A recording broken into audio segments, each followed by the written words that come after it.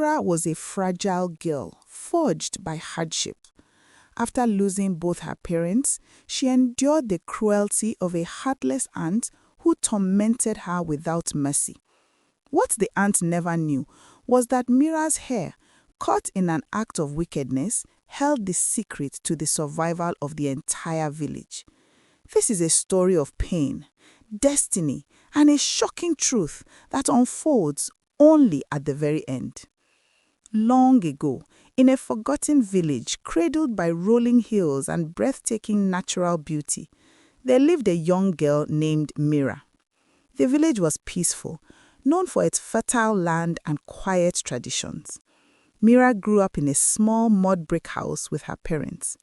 Though their home was humble, it overflowed with love, warmth, and laughter. They were poor in wealth, but rich in happiness.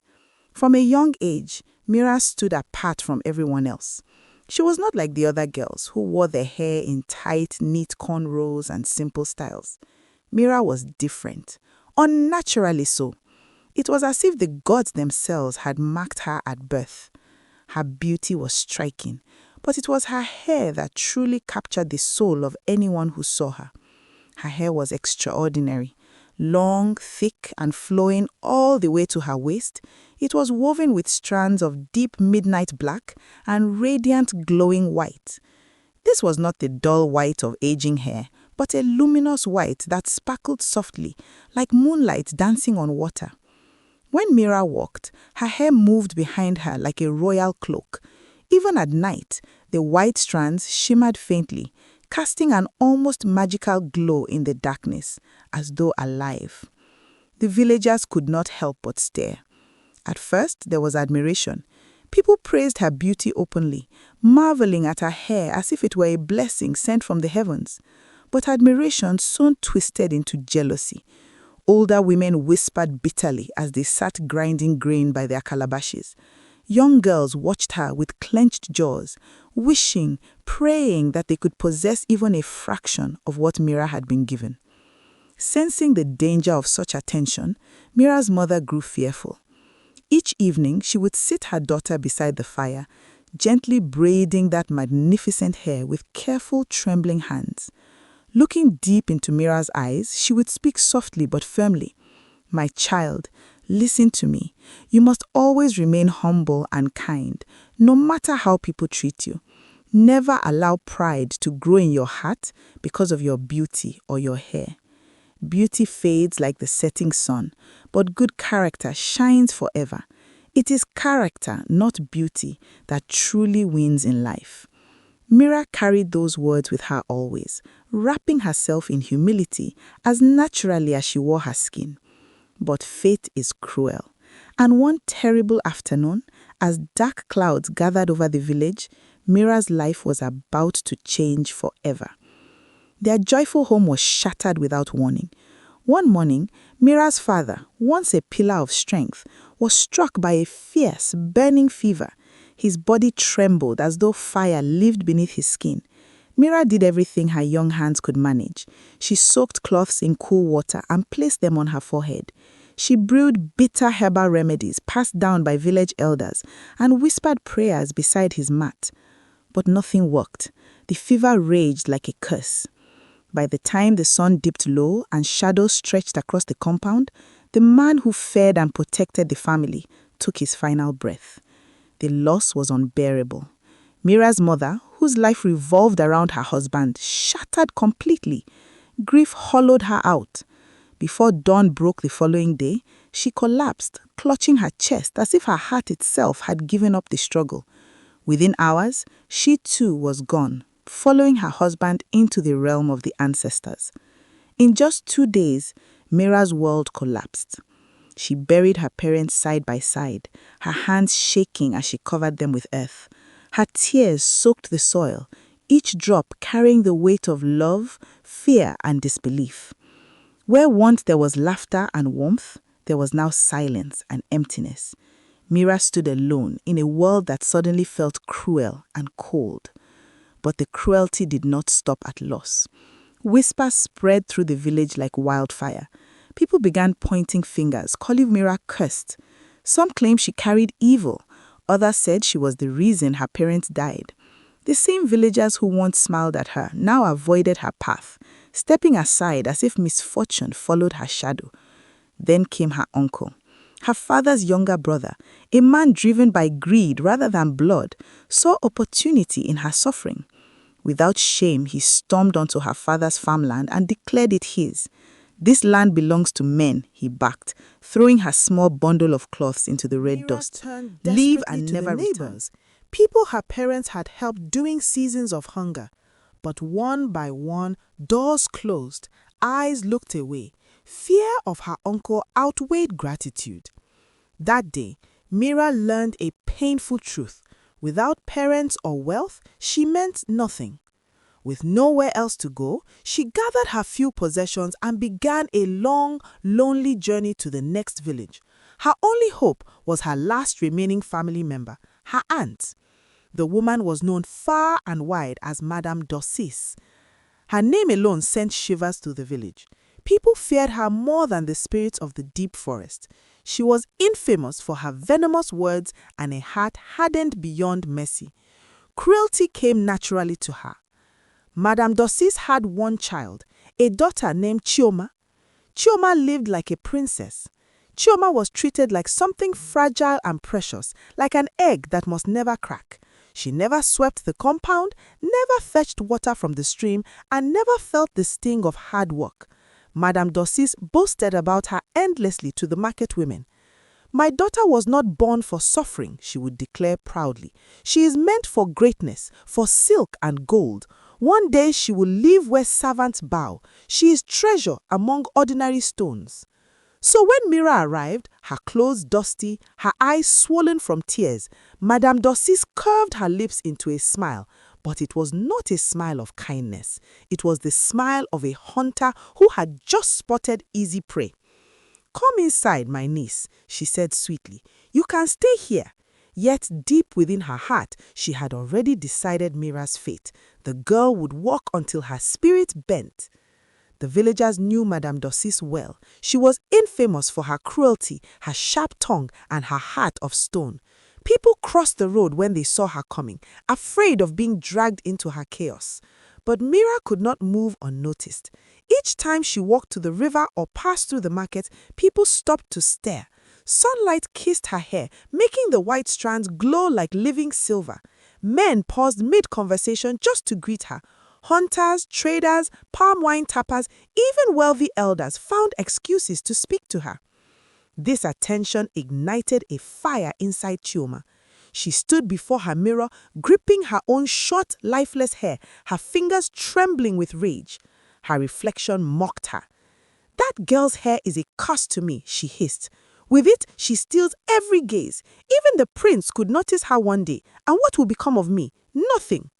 Jealousy consumed her thoughts. One hot afternoon, while Madame Despise slept heavily in her room, Chioma moved like a shadow. She crept beneath the bed and dragged out a heavy wooden box. Inside lay her mother's hidden savings. Without hesitation, she grabbed a thick bundle of money and fled. She ran straight to the largest cosmetic shop in the town center. Slamming the cash on the counter, she startled the young salesgirl. "I need something powerful," she said, her voice shaking with urgency. "A hair booster, a cream, anything that will make my hair long and glowing in 3 days." The salesgirl stared at her, then burst into laughter. "3 days?" she scoffed. "My sister, unless you plan to sew animal hair onto your head, that is impossible." Chioma's face darkened. "But," the salesgirl continued, lowering her voice, "there is something else, a chemical treatment, very strong. It burns the scalp, but it forces growth unnaturally fast." She paused and added quietly, "It works, but it comes at a cost." The chemical was promised to work within a month. Impatient yet desperate, Chioma paid the heavy price without hesitation and slipped the bottle deep into the folds of her dress before rushing home. By the next morning, turmoil exploded inside Madame Despise's house. She pulled out her wooden cash box but immediately knew something was wrong. It felt too light. Her hands shook as she opened it. The money was gone. A piercing scream tore through the compound, rattling the thatched roof. "Who dared steal my money?" she thundered, her eyes wide with rage. She stormed into the house and dragged both Meera and Chioma into the sitting room. Before Meera could even open her mouth, Chioma rushed forward, her face carefully arranged into false innocence. "Mama, you know I am your own blood," she said smoothly. "I would never betray you. But the stranger, she has nothing. Ask her." Her trembling finger shot toward Meera. Without seeking the truth, Madame Dossis exploded. She seized a thick cane from the corner and charged at Meera like a wild animal. The blows rained down mercilessly. "I am not a thief," Meera cried as she curled into herself as tears streamed down her cheeks. The cane struck her skin again and again. With Then every strike, the Meera's impossible hair began to stir. It pulsed like a living thing. The white strands brightened, glowing stronger with each breath she took, until the room was flooded with a radiant, otherworldly light. Shadows fled from the walls. It felt as though unseen forces had entered the room. The cane slipped from Madame Dossis's hand. Frozen in terror, she stumbled backward, staring at the glowing child in the corner. Fear seized her heart. This was no ordinary girl. The harder she struck Mera, the brighter the hair shone, as if the ancestors themselves were responding. Shaking, Madame Dossis ordered Mera to leave the room. But fear soon gave way to greed. What power is hidden in that hair, she wondered. In all my years, I have never seen such a thing. By dawn, her decision was made. While mist still clung to the trees and roosters had barely crowed, Madame Dossis wrapped herself in a shawl and made her way to the forbidden shrine on the edge of the forest. There lived Babatunde, the witch doctor people feared even to name. She knelt before him, her voice low and uneasy. "Baba," she whispered, "my niece lives with me. There is something unnatural about her. Her hair, it grows long and glows like fire. Tell me, what power is hidden in it?" Babatunde lifted his head slowly, his eyes clouded with ancient knowledge, and began to cast his divination. The witch doctor scattered cowries across the dusty shrine floor and began murmuring ancient chants. His voice rose and fell like the wind through dry leaves.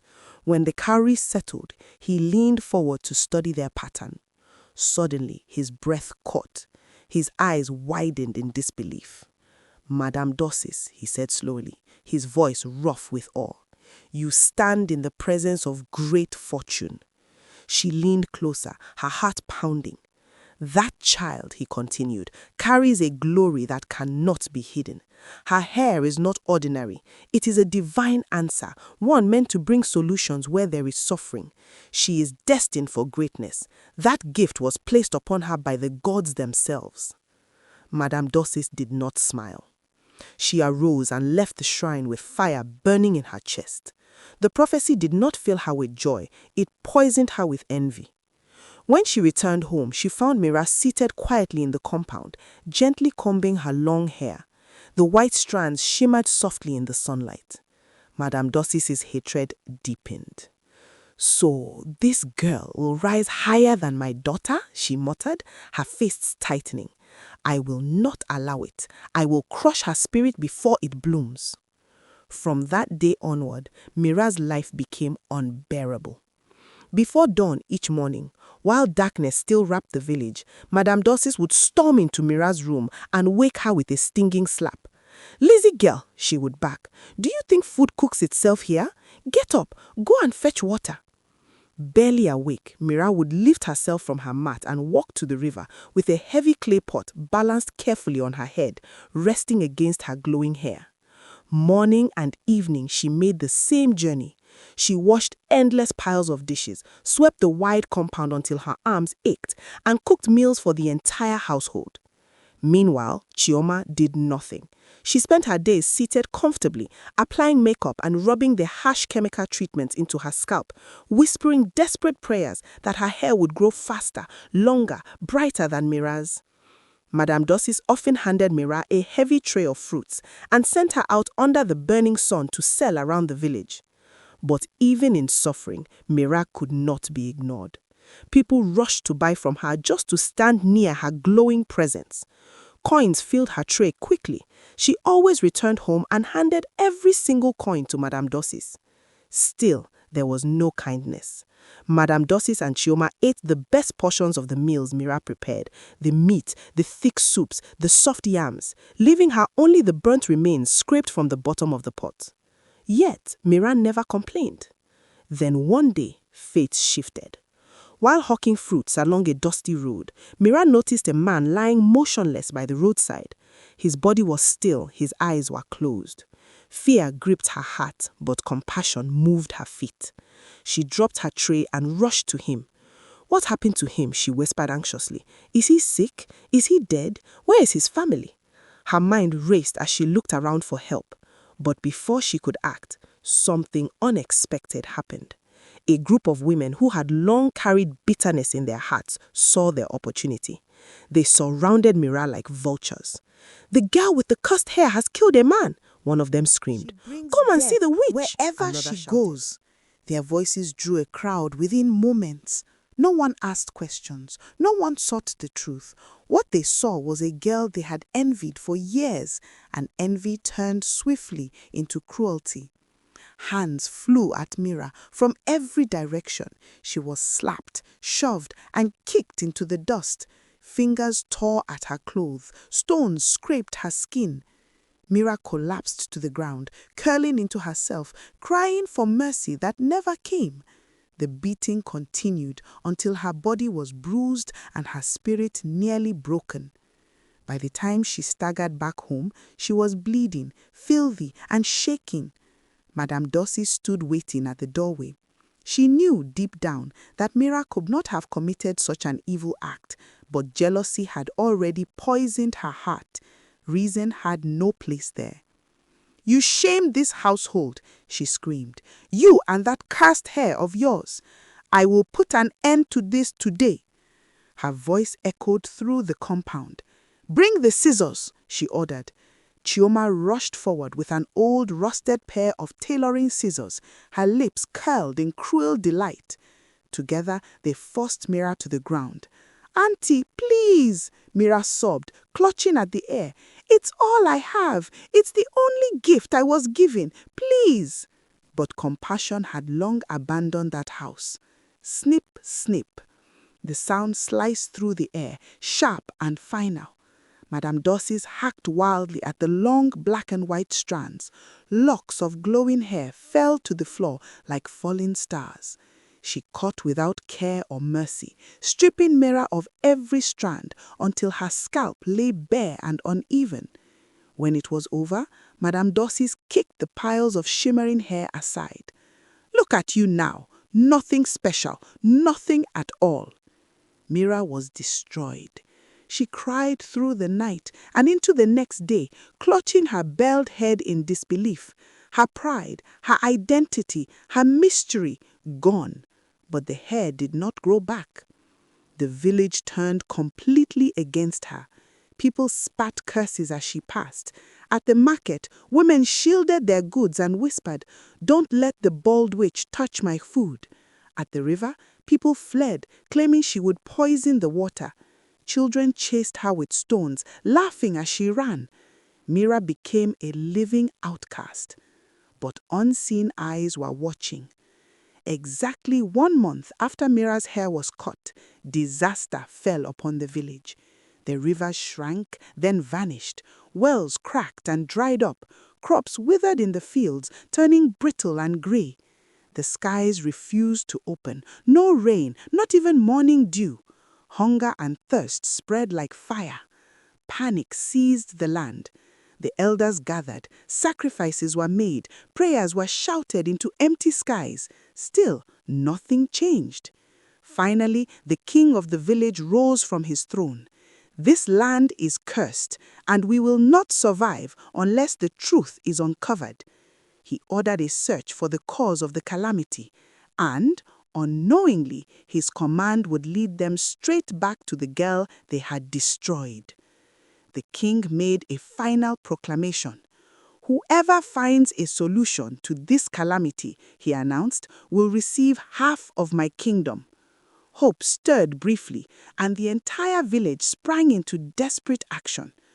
Traditional healers performed rituals day and night, offering animals and chanting to unseen forces. Religious leaders gathered crowds, lifting their voices in prayer, begging the heavens for mercy. But the skies remained silent. No rain fell. No river returned to life. Instead, the suffering deepened. Children grew weak from hunger. Some collapsed and never rose again. Parents, driven to desperation, hunted lizards and insects just to keep breathing. The land became a place of quiet mourning. Madame Dossis and Chioma were no exception. Once proud and cruel, they were reduced to shadows, thin, trembling, and thirsty. Their wealth meant nothing now. There was no food to buy, no water to drink. Yet the gods had already chosen their answer. Broken by pain and rejection, Meera wandered to her parents' grave. There she fell to her knees and cried without restraint for 3 days and 3 nights. "Please," she sobbed, pressing her head to the earth, "take me with you. Life here is too heavy for me. My gift is gone. I have nothing left. I would rather die than continue like this." In anguish, she struck her bare scalp, loathing the reflection of herself she had become. Then the air shifted. A presence formed before her, gentle and radiant. A woman-shaped spirit emerged, her body like drifting clouds touched by light. She knelt and placed a hand upon Meera. In an instant, the impossible happened. Hair burst forth, thick, long, and flowing. The deep black strands intertwined once more, with glowing white, brighter than before. The soft light returned, surrounding Meera like dawn breaking after endless night. Meera gasped, trembling between laughter and tears. "Who are you? You've given me back my life." The spirit's voice was calm and firm. "Meera, you are created to be a remedy to suffering. You are the answer your world has been waiting instruction. Return to the village. Cut a single strand of your hair and place it into the dry river bed. By the next day, water will flow again. Then, bury exactly 100 strands at the village crossroads. After 1 more day, food will return in abundance." Before Meera could ask another question, the spirit faded like mist in sunlight. Though fear filled her heart, gratitude filled it more. She thanked her parents aloud, rose to her feet, and ran toward the village. When the villagers saw her approaching, gasps rippled through the crowd. "Her hair, it's back," they whispered. "How is that possible? She must be dangerous." But Meera ignored every word. Without hesitation, she went straight to the palace gates. "I have come," she said, firmly standing tall before the guards, "with the solution to the suffering of this land." "Your Royal Highness," Meera said calmly, bowing low, "I have the answer to the suffering of this land." The king slammed his staff against the ground. "Little girl, do you think this is a joke?" he thundered. "Leave my sight now, or I will have you thrown to the lions." Fear rippled through the court. But Meera did not run. She dropped to her knees, her voice steady despite the danger. "My king, I am not mocking your pain. I truly carry the solution. All I ask is permission to act." The king studied her for a long moment, then raised his hand. "How do you intend to do this?" he asked. Meera lifted her head. "I will not reveal the secret until the work is complete." Curiosity spread through the palace like fire. At last, the king nodded. "Very well, you will have your chance." By the next morning, the entire village had gathered within the palace grounds. Whispers filled the air. Some laughed in disbelief, others shook their heads. Madame Dossis and Chioma stood among the crowd, sneering. She has always wasted time. Today will be no different, Chioma muttered. The king stepped forward. This girl claims she will restore our land. Let all witness what she does. 3 royal guards escorted Meera to the largest river in the kingdom, the once mighty river, now cracked and empty. Silence fell. Meera knelt, closed her eyes, and gently removed a single strand of her glowing hair and placed it into the dry riverbed. Then she walked to the central junction of the village. Carefully, she counted and plucked exactly 100 strands of her hair and buried them beneath the earth. When she returned to the palace, she bowed again. "It is done," she said. "By tomorrow morning, water and food will return to this land." Murmurs exploded. Some villagers laughed openly, others shouted threats. "If nothing happens by dawn, she must pay for deceiving us," they cried. That night, the land held its breath. At dawn, a deep rumble shook the earth. People ran from their homes as water burst from dry riverbeds. Streams roared back to life. Wells overflowed. Fields that had turned to dust became green before their eyes. Crops stood tall. Livestock regained strength. Sick children rose from their mats, healed. Then rain fell, heavy, joyful rain. The village erupted in celebration. People danced barefoot in the downpour, laughing, crying, lifting their hands to the sky. The king himself stepped into the rain, dancing alongside Meera. Music filled the air. Drums echoed through the hills. At the height of the celebration, the king called Meera forward. "This day," he declared, his voice strong, "Meera shall be second in command of this kingdom. She shall be known as the mother of the land, the one chosen to protect and restore us." The people shouted her name in praise, singing and dancing in her honor. At the edge of the crowd, Madame Dosis and Chioma stood in silence, their fine clothes replaced by rags. Hunger had humbled them. Their jealousy had turned into burning shame as they watched the girl they tried to destroy rise above them all. And so, the village learned a powerful truth. Those chosen to save the world are often the ones the world tries hardest to break. They stood in silence, watching the same girl they once mocked and mistreated rise to become the most powerful woman in the land. Meera grew into the wealthiest and most respected figure in the village, proving to the world that no matter how deep the pain or how heavy the trials, a pure heart and destiny will always prevail. Thank you so much for watching this story. I'd love to hear your thoughts. Please share them in the comment section below. Another powerful and exciting episode is coming very soon, so don't forget to subscribe to this channel. Make sure you like this video and turn on the notification bell so you'll be the first to know when a new story is uploaded. If this story touched your heart, please share it with your friends and family. Your support means everything. Until next time, stay blessed, and I'll see you in our next story.